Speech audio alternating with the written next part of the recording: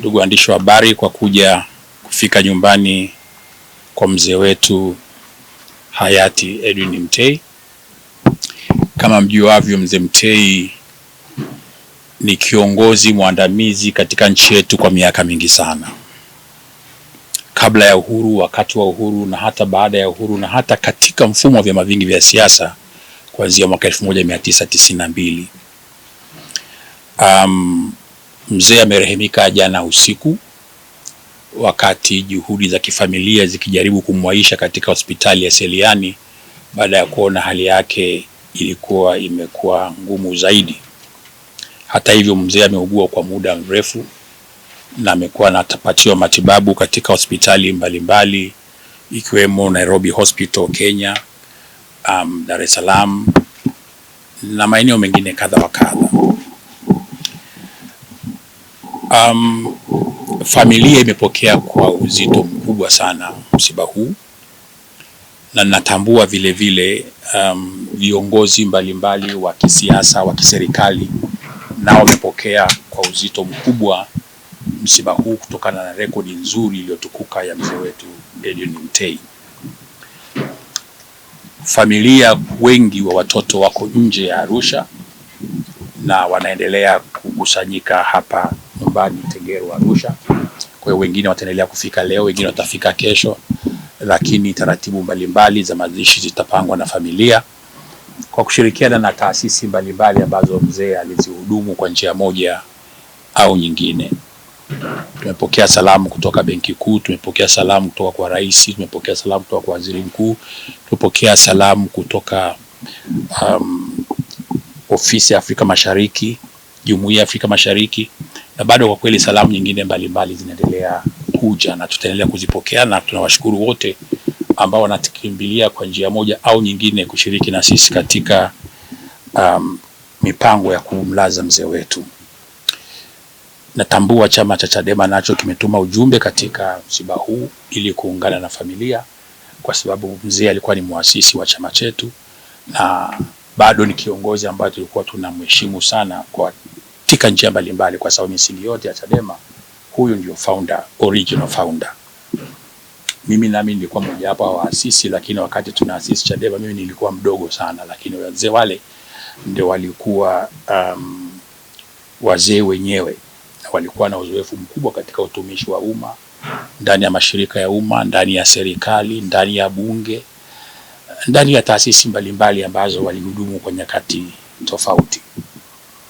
Kwa hiyo nawashukuru ndugu waandishi, tukimbilia tangu mapema asubuhi, mmekuwa hapa mkisubiri neno la familia. Neno rasmi la familia na ratiba nzima ya msiba itatoka kesho, kwa sababu bado tunasubiri ndugu zetu wengine wafike kutoka maeneo mbalimbali ya dunia ambako wapo, na hakika mpaka kesho mchana neno rasmi kabisa na ratiba rasmi ya msiba inaweza ikatoka. Nawashukuru wote, nawashukuru Chadema, nawashukuru waandishi wa habari, nawashukuru hata wachungaji wamefika hapa na ndugu wengine ambao wanaendelea kujumuika na sisi. Kwa kweli nawashukuru sana.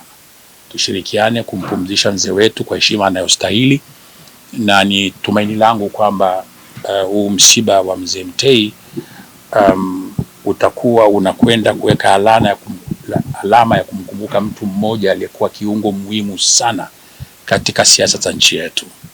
Huyu mzee amefanya mambo mengi na alifanya siasa kwa muda mrefu, akiwa ndani ya serikali, baadaye akiwa ndani ya chama chetu baada ya kukiasisi. Kwa hiyo ni mtu ambaye alijenga mahusiano mema na watu wakati wote.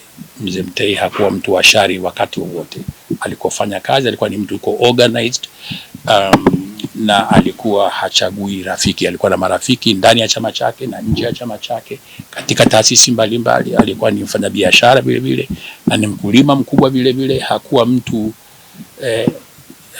mtu mwenye njaa. Alikuwa ni mtu ambaye alikuwa anajiweza, lakini bado aliweza kufanya siasa za mageuzi katika mazingira yale. Ni mtu wa kipekee sana. Si watu wengi waliokuwa na nafasi kama yake na nyadhifa kama zake ambao waliweza kujitolea kufanya siasa za upinzani Tanzania. Lakini siasa za upinzani za kina mzee Mtei hazikuwa za lumbana sana, zilikuwa zaidi za kunyosha sera. Misingi mikuu ambayo mzee huyu ametuachia ni sera. Mtakumbuka Chadema kilikuwa ni chama chenye sera bora ambazo Hata Mwalimu baba wa taifa letu alikiri kwamba chama hiki katika vyama vyote aliona Chadema kilikuwa ni mojawapo ya chama kilikuwa kina sera bora sana. Hii ndi kazi kubwa na misingi mikubwa ambayo walifanya waasisi wakiwemo kina mzee wetu hayati Mtei na hata Bob Makani. Msiba ni wa familia, na nikisema ni msiba wa familia, familia yetu ni pana. Familia yetu ni pana, ina wanasiasa, ina viongozi wa kiserikali, ina viongozi wa kidini, ina viongozi mchanganyiko. Kwa hiyo familia ndio itakayoamua, lakini msiba huu hatutaacha kushirikisha makundi yote ambayo baba alifanya nayo kazi kwa muda mrefu. Mimi binafsi na mzee Mtei, mimi vile vile mzee Mtei ni baba mkwe wangu, lakini tulipoanza Chadema nilikuwa sijamuoa binti wa Mtei, lakini nawezekana katika pitapita ya Chadema nikachungulia chema na mimi nikajiopolea hapo. Kwa hiyo ndivyo ambavyo niliingia katika undugu na familia ya mzee wetu Mtei. Lakini tulifanya kazi wote, mimi nikiwa mwenyekiti wa kwanza wa vijana wa chama hiki na mjumbe wa kamati kuu tangu tunakiasisi chama. Kwa hiyo tulikiasisi chama, mzee Mtei hakuwa muasisi peke yake, yeye ndo alikuwa kiongozi wetu wa waasisi, lakini tulikuwa tuna waasisi 12 ambao ndo tulianzisha Chadema, na yeye akiwa kiongozi wetu na akiwa ndio muongoza njia. Kwa hiyo ndio hivyo. Mzee amefanya kazi kubwa kama nilivyosema, kwa sababu alitusaidia zaidi experience. Alikuwa na experience ya masuala ya fedha, alikuwa na experience kubwa ya masuala ya kodi, alikuwa na experience kubwa ya mambo ya sera policies, alikuwa na uzoefu mkubwa wa masuala ya kidiplomasia. Alishakuwa katibu mkuu wa Jumuiya ya Afrika Mashariki, ashakuwa mkurugenzi wa Afrika kule IMF makao makuu Washington DC Marekani. Kwa hiyo ni mtu alileta uzoefu wa njia mbalimbali. Alikuwa ni gavana wa kwanza benki kuu ambao walianzisha benki kuu ya kwanza. Alishakuwa katibu mkuu wa fedha. Kwa hiyo masuala hata ya kuanzisha fedha za Tanzania, noti za Tanzania, mzee Mtei alikuwa muasisi wa sarafu ya kwanza ya Tanzania baada ya ile sarafu ya Afrika Mashariki, baada ya sisi kuanzisha benki yetu ya benki ya Tanzania. Kwa hiyo ni mzee alikuwa na vast experience, na nikisema kwamba ni kila mmoja anaweza kuwa na bahati ya kuwa na experience ya mzee kama huyu, na mbali kama nilivyowaambia awali, mbali ya masuala ya kiuongozi wa kitaasisi na kibiashara, alikuwa ni mkulima mkubwa, akawa na exporter mkubwa wa kahawa nchi za nje. Alikuwa ni mfugaji, alikuwa ni mkulima, alikuwa ni mtu mwenye alijaliwa na Mwenyezi Mungu, akaishi maisha ambayo mzee alijitegemea vizuri na aliweza kuijenga familia yake vizuri. Kwa hiyo na wote ambao tulifanya kazi naye tulipata hazina kubwa sana ya kufanya kazi na mtu ambaye alikuwa na upeo mkubwa sana tu. Alikuwa na uwezo mkubwa sana, sio tu wa kibinadamu lakini hata wa kiakili. Ni mzee ambaye alikuwa ni mtendaji kweli kweli, na anaelewa kazi na ana dedication ya kazi yote anayoifanya. Na zaidi ya yote ni mtu mwaminifu sana.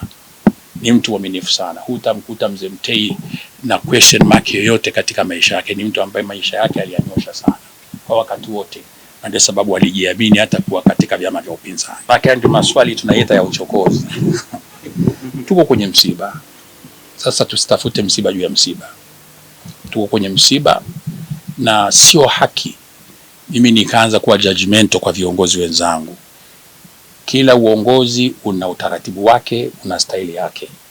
Kwa hiyo watu tunapishana, hatufanani. Enzi ya mzee Mtei aliweza kuyafanya. Akaja mzee Makani akafanya aliweza kuyafanya. Nikaja mimi nikafanya aliweza kuyafanya. Wamekuja wengine na watafanya watakaweza kuyafanya. Ni mapema sana kuanza kuwa judgmental. Tusiwe judgmental, tuachie kila watu na nafasi yao wafanye kazi zao, na tuwatakie heri ili nchi ikapate baraka zaidi.